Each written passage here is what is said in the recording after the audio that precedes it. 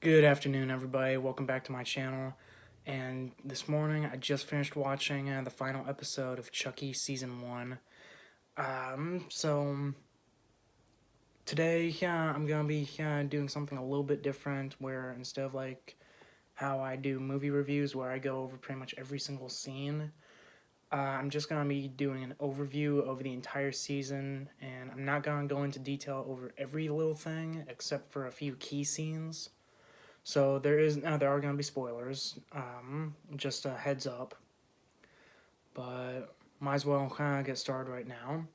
So the story, the story overall is pretty good.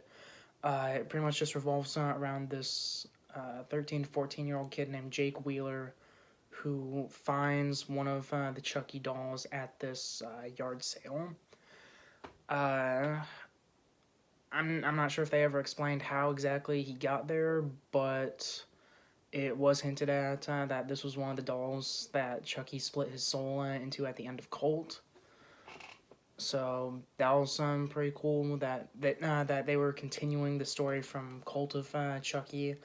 I originally thought when the promos for this series first started, I originally thought that this was going to be like sort of like an anthology series where each episode would be like a new town, a new part of the country, a new family, and it'll just be Andy Barkley and his foster sister Kyle just going around killing out all the Chucky dolls. But for what we got with it just being in Hackensack, with Jake Wheeler and a few other kids around his age, I thought it was pretty cool. Um, And aside from that, pretty much the whole main plot is about Chucky trying to get one of these kids, whether it's Jake Wheeler or his friend who eventually becomes his boyfriend Devon, or the bully character Lexi, into killing somebody. And it's not really revealed until the end of the series on why he wants one of the kids to kill for him. Although I had my suspicions ever since about halfway through to episode 6, that it's part of like a whole voodoo ritual. Although I wasn't sure exactly what kind of ritual it would be for until pretty much the final moments of episode 7. Um, the whole romantic subplot, I was gonna be honest, when I first heard about that, I thought it was going to take precedent over like the main plot of stopping Chucky, and it made me think that this was going to go the route of like a CW show, where like on shows like Arrow and Flash, there's plenty of times, sometimes for an entire season, where it just feels like the main villain is just shoved to the side in order to give more time to the romantic interests, such as like in Arrow you had Oliver Queen and Felicity Smoke. Especially during season 4, it felt like that took precedent over like the threat of Damien Dark and Hive. Or in The Flash, especially in previous seasons, such as season 6, where it really just revolved around the relationship between Barry and Iris, and it didn't feel like they gave too much time to the villains. But here with the show Chucky, it was actually done right, where the subplot of Jake and Devon's relationship was done really well. It didn't really take precedent over the whole threat of Chucky going around town killing people until probably episode 5, but episode 5 was also where they believed that they killed Chucky for good. So it kind of made sense that at that point, the romantic subplot took precedent, at least for a little while, until they realized that no, Chucky Chucky wasn't dead. He just transferred his soul into another doll. The acting was 50-50 in my opinion. There were times where I thought that the there were times where I thought that the child actors actually did better than the adults, especially Jake and Devin and Lexi, and even Jake's cousin Junior. Like it felt that they all did a lot better than the adult actors in this series. Even with the series veterans like Alex Vincent and Jennifer Tilly and even Brad Dourif. And I'm probably gonna be on an island for this, but uh, there were times where Alex Vincent and Jennifer Tilly's acting worked for me, and sometimes it didn't. A lot of times it felt like Jennifer Tilly was hamming it up way too much, to the point where I thought that she was channeling her character from Family Guy. Or with Alex Vincent, where it just feels like every single line he says is something that you'd hear from a trailer. Like when he first speaks to Jake, one of the things he says in trying to sound dramatic over the phone is going like, "Well, you're a survivor of Chucky too, huh? It's a shitty club to be in, but welcome." And I just felt that that whole line delivery was weird, and that wasn't the only one either. And I don't know. Maybe it's just me, but it just felt like there were times where it just felt like Andy and Tiffany were trying way too hard on their lines, or they just sounded wooden, which is a shame because those are two great characters. Alex Vincent is almost always awesome as Andy Barkley, and Andy's my favorite horror movie protagonist, like in any horror franchise.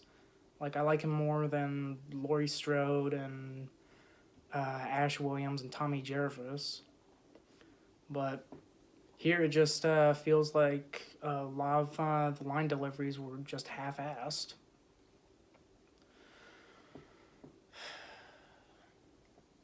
But no, other than that, the acting was great for everybody else.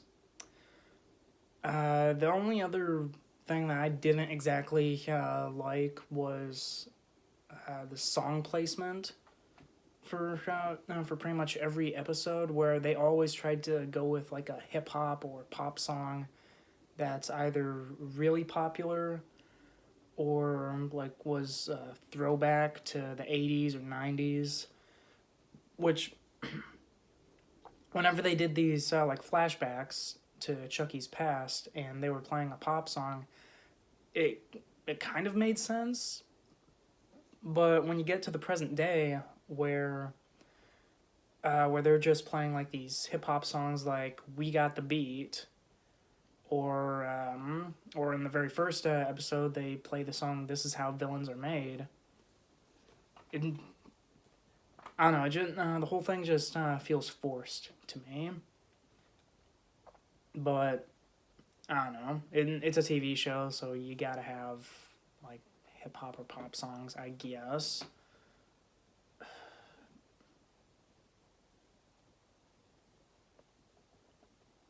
Crap. Sorry, I lost my train of thought. As for going over like key moments of the in throughout the series, there's really not a lot that I can really talk about. I guess except for the final episode, where Chucky's plan is fully realized. He got Jake's cousin Junior to kill his dad, Devin Sawa. And because of that, which I was right, it was part of a voodoo ritual. But the voodoo ritual was that, like, what was it?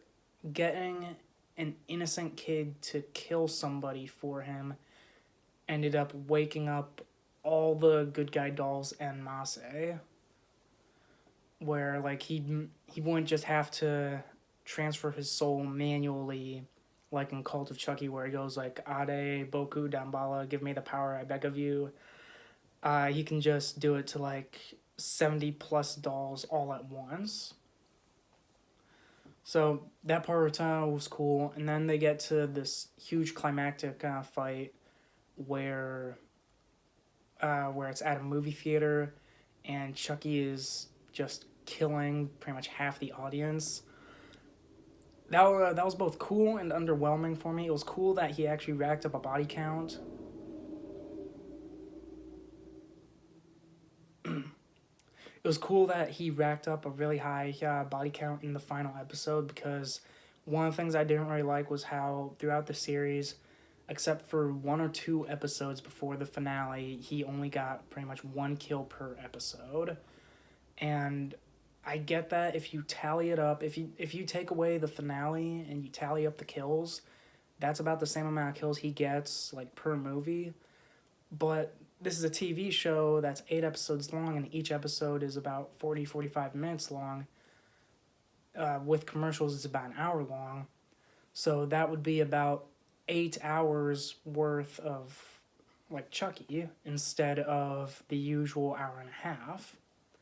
So I think it would make sense if the show is that long, then it should make sense that he gets way more kills. Like at the end of the series, Chucky did tally it up that he got about 21 victims, and I still think that it should have gone up way more. Like say, I don't know, make it 40 or 50. But that's just me. And the only other thing I was a little bit iffy about with that whole movie theater thing was that the way Chucky killed them was he was crawling under the seats, and he was stabbing his knife up through the seats, and apparently that's how a lot of those people died. And I don't know if that's how somebody actually dies, but what I do know is that the first victim in the movie theater was Lexi's father, who is the mayor's husband, and she didn't know that he was dead until blood was pouring out of his mouth. And I'm honestly not sure how exactly that will have happened if Chucky stabbed up through the seat and ended up spearing him like in the rear, unless that somehow causes you to cough up blood. But whatever, I don't know how someone would actually die from that. And I guess the final thing that I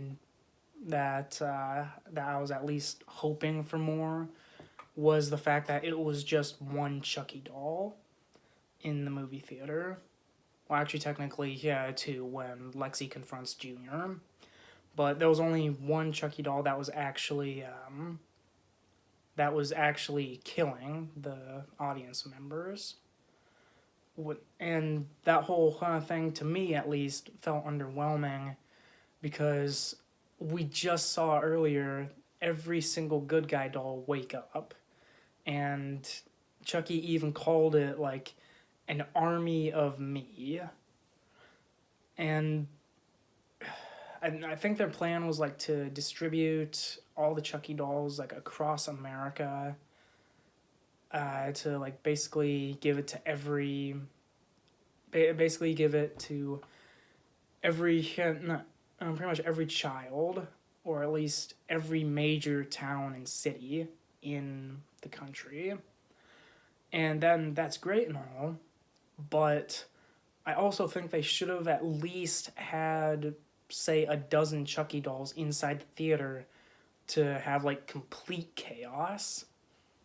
And that would actually merit like Andy and Kyle like actually teaming up with the kids and just stopping Chucky and having like a huge climactic battle inside the theater.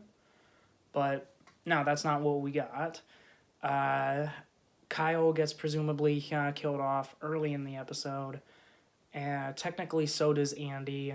So then it's just down to Jake, Devin and Lexi to confront Chucky in the movie theater, which Lexi splits up to find Junior, and Devin splits off to get Lexi's little sister out of the theater, and then it's just Jake just alone with Chucky.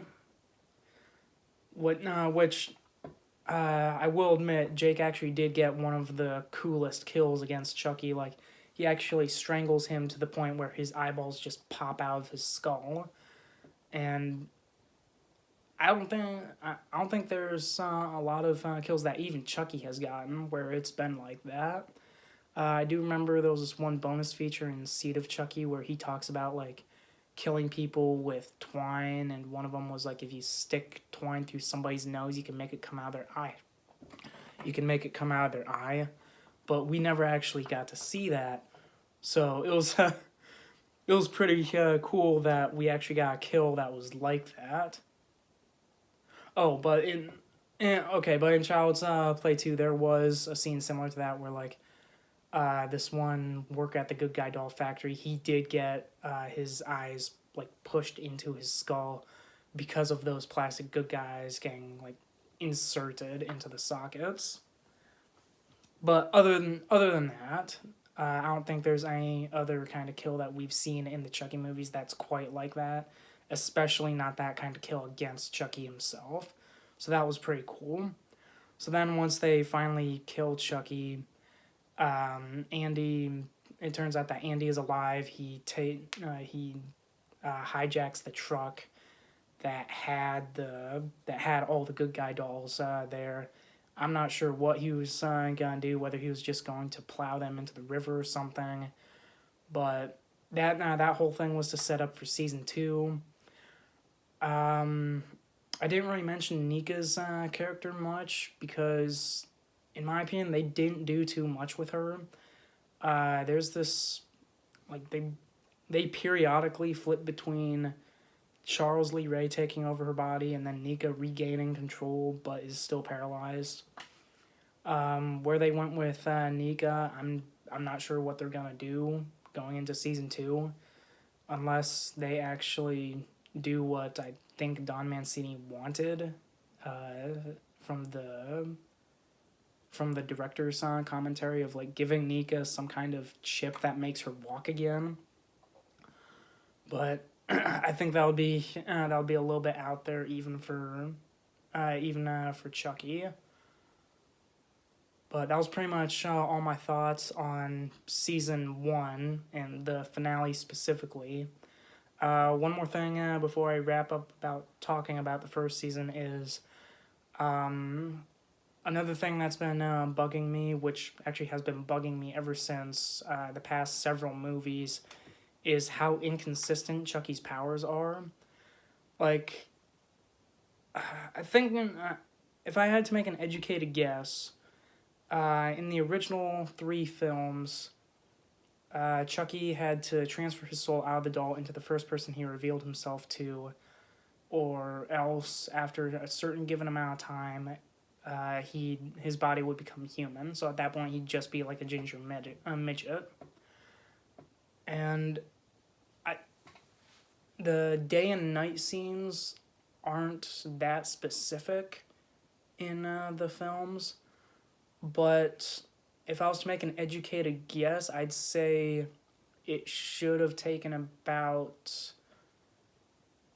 2-3 days for Chucky's body to become human. And that's just based off of the first film, with a little bit of the second and third. Then by the fourth film, they acquire the Heart of Damballa, which makes that whole time frame like just completely moot. Then Curse of Chucky. The whole film takes place in one night, so like they didn't really have to worry about that whole plot point. Cult comes around. I think the events of that take place over the course of 3 days, and that's when the whole soul transfer rules get really muddled. because like there's one doll who doesn't bleed. There's one who instantly bleeds the minute he becomes human. The minute he comes alive. And then that kind of carries over into the TV series because you have this main Chucky doll who's like been around for at least a few weeks. Up until during, I think, the mid-season finale, he gets his face burnt, so he looks like Two-Face, and he has to transfer his soul out of another good guy doll. Oh, speaking of which, that actually reminded me, back when I was, earlier when I was talking about Alex Vincent and Jennifer Tilly's portrayals, like, seeming wooden or trying too hard, even Chucky, Brad Dourif, even his acting is iffy at some times, where it feels like he's hamming it up way too much. Even in that very same episode where his face is burnt, and he kills this one cop by jabbing him full of needles. He's just talking way too much. Like, talking about how the guy's ugly, and then he just looks at himself and says, oh, well, maybe I'm just projecting. That just didn't work for me. It didn't. But back to the main thing about Chucky becoming human. The series completely threw those rules out the window because the first body that Chucky has, he's had it for at least a few weeks. And apparently not once did it become human at all, because he was able to survive a burning house, he was able to survive stabbings and getting the crap beaten out of him, and then even when he has that new body, they're never really specific on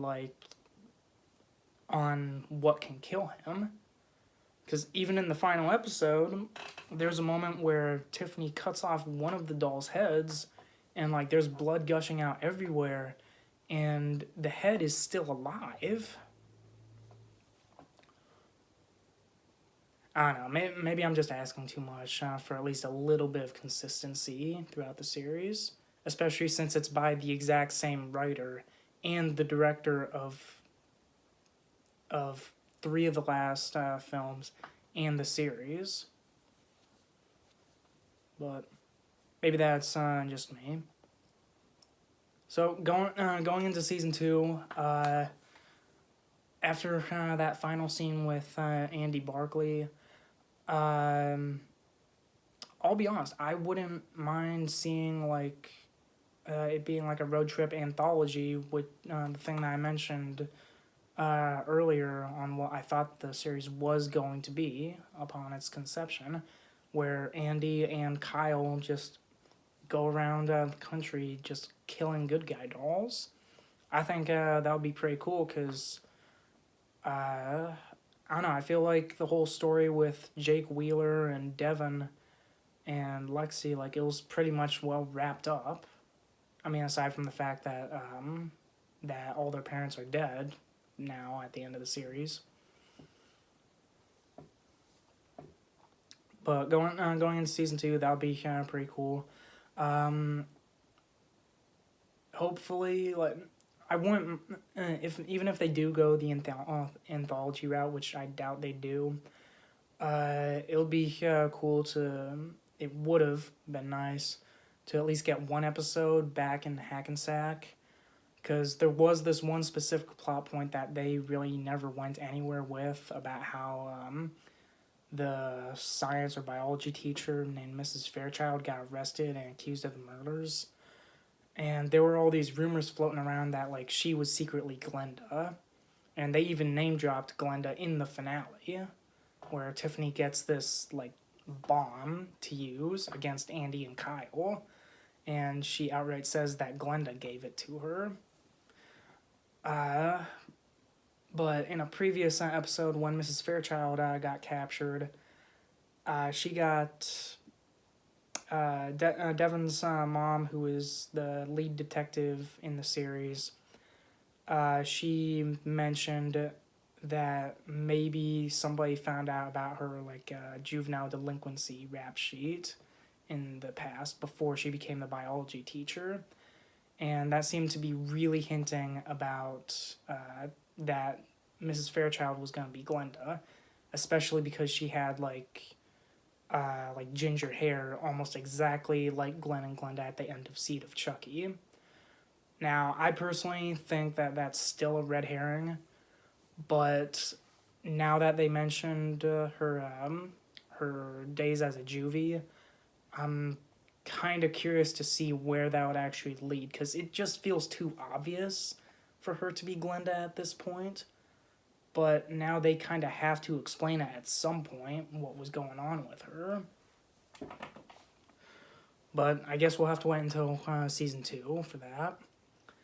I guess one other thing that I'm hoping they explain is, I'll be honest, I'm still holding out that Nika's niece Alice is still alive. And I know that both Chucky and Tiffany said that Alice was dead way back in Cult of Chucky.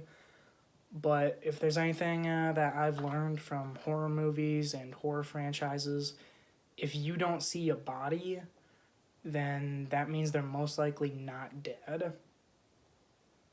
But that's just me. If it turns out she is dead, then okay. I do think that they should show a body, or at the very least, like, be very specific about what happened, because Chucky did say that that one of his potential victims fought back against him, but we don't know who the victim is, and we also don't know like what exactly happened to Alice's body. So we don't know what happens yet. But I always thought it would be cool if it turned out that Alice was alive and like even secretly working with Andy and Kyle throughout the rest of the series. But I don't know, something tells me that's not going to happen either. As for like future movies, because something tells me this show might last for probably 3 seasons, and that's just me spitballing, because actually 2 seasons feels plenty right now, but I'm thinking they might try to shoot for a 3rd one if season 2 does well. But whenever they decide to move on to future sequels, there's really not a lot that I can really think of on what they can probably do.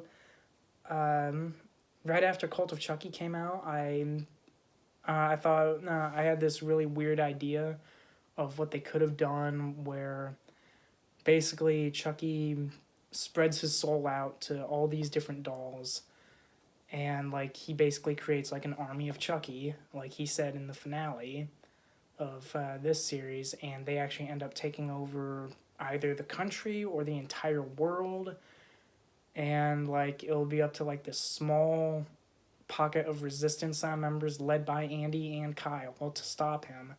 Although that just feels like something straight out of like Zombieland or Mad Max, so they probably wouldn't be able to do that, especially with whatever budget they're working with right now. I did hear all these different ideas that the creator Don Mancini wanted to do, where one of them, there was this one idea of like putting Chucky on a train, and I think he said it was gonna be like Murder on the Orient Express. I'll be honest, I haven't seen Murder on the Orient Express. I do want to though, and I am interested in seeing its sequel, Death on the Nile, whenever that comes out. But I think that the whole Chucky on a train would actually work pretty well in like having it in a claustrophobic space where he's just going around killing people, and they're all questioning like who did it, or is Chucky actually alive? That would be a pretty cool plot line, in my opinion. Now there was this other idea that I did hear about of putting Chucky in space, and I think that could work, but you have to like be very careful about it, and you have to do it right. So first off, like, don't send into the future. Like, don't do what Jason X and Leprechaun 4 did, where like Chucky's running around with a freaking lightsaber. Uh, if you're gonna put Chucky in space, it should be like, it should be present day, where say one of the Chucky dolls that he split his soul off into, it was given to this little girl, and she's the daughter of one of the astronauts who's gonna go to space. Um, and as a way so that, because she thinks that she will always be with him, the daughter gives the astronaut Chucky to be with in the spaceship, and that's when he starts killing the astronauts and the crew members. And but no, basically it'll be, in my opinion, it'll be similar to like the original Alien film, or more recently the film Life. But instead of like, aliens, it would be Chucky. But that's how I do a Chucky in space. I think that was a third. I think that was a third movie idea that Mancini wanted to do, where it was like Chucky versus Freddy, which that could also work too. I mean, it would be just like Freddy versus Jason, just instead of Jason, it would be Chucky. So not much I can really say about that one. And then there was, I think, a fourth idea that he wanted to do. And, like, don't quote me on this. I could have sworn I read it from these different news articles. But if it turns out that none of this is what he said, then, well, my mistake then. But I could have sworn he said all this. But the fourth idea that I thought that he said was about, like, a Chucky World War II film. And and this one's actually the most far-fetched one that I've heard, because I think he said it had to do with, like, Hitler and being involved in the occult, which I'm pretty sure that, like, that Adolf Hitler in real life was interested in the occult and, like, all this other stuff. And this isn't just talk about, like, him wanting to find the Ark of the Covenant, like, in the Indiana Jones movies. I'm pretty sure that in real life, Hitler actually did want to find these magical artifacts to help him win the war. But the only way that I could really see a Chucky World War II movie happening is through two ways. One, it involves time travel, which feels way too silly for the Chucky franchise. Like, I like to think that the series is more or less grounded despite having a supernaturally possessed killer doll. But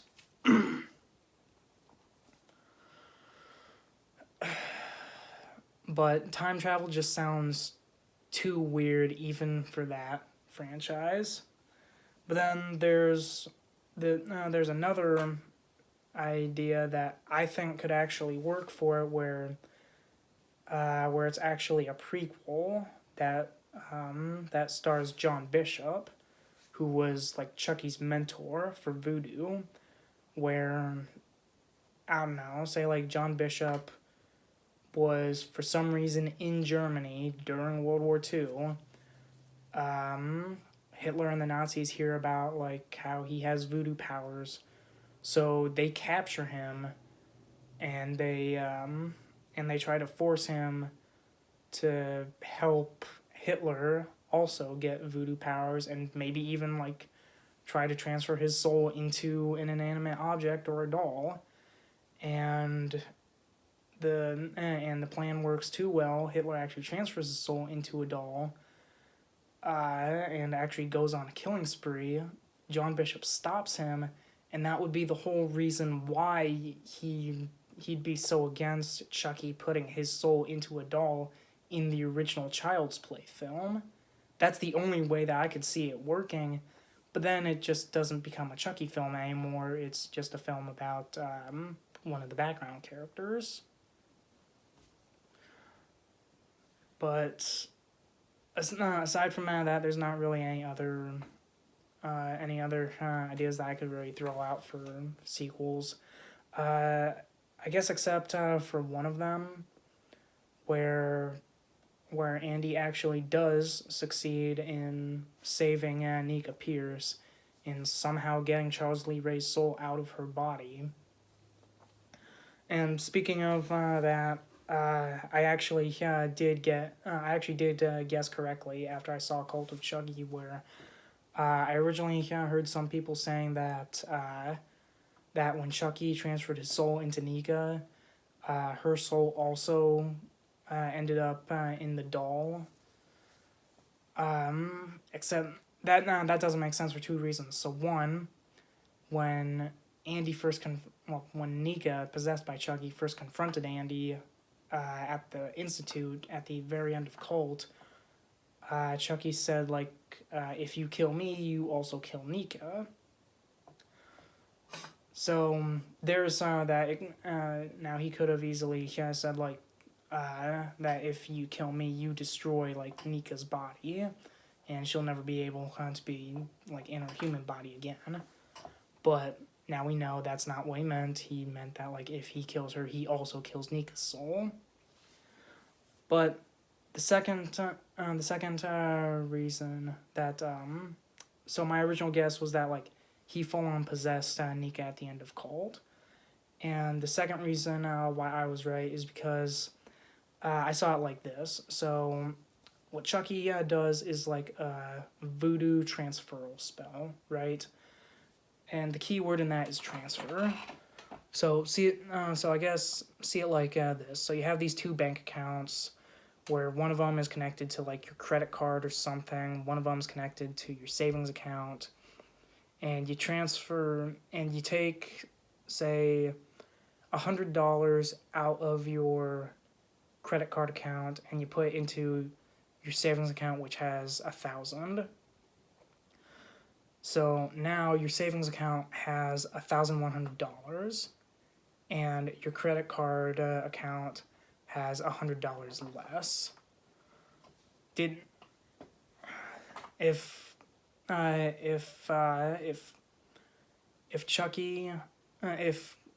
what Chucky did to Nika would have translated to the bank accounts that like everybody was talking about, then money would have been taken out of both accounts and switched. And that's not what happened. So I always saw the voodoo transferal spell like similar to transferring money from one bank account to another. Like they don't just like exchange. Except for the movie Seed of Chucky, where I think that one was a soul exchange, mostly because Tiffany was saying, like, was chanting, like, switch whenever she did that Heart of Damballa chant to get into Jennifer Tilly's body. I'm pretty sure that in that moment, like, she basically swapped bodies with Jennifer Tilly. So that whole scene at the very end when Chucky put the axe through the Tiffany doll's head, and she was like still talking to Glenn, and like don't make the same mistakes as like Chucky and everything. I'm pretty sure that was Jennifer Tilly talking while in the doll. But I don't know. I think it'll be great to like finally make a sequel where Andy and maybe Kyle, like, they actually do succeed in not only stopping Chucky, but they also end up saving Nika Pierce. Because I'll be honest, the character has grown on me ever since Curse of Chucky. Like I didn't really care about her character at first, because I was really only interested in the story with Andy Barkley, but after what she went through in Curse and Cult, I'm kind of now rooting for her character too. But that's really it. I wanted to keep this video short, but I guess I went too much on rambling. But those are all my thoughts about Chucky Season 1. I can't wait for Season 2.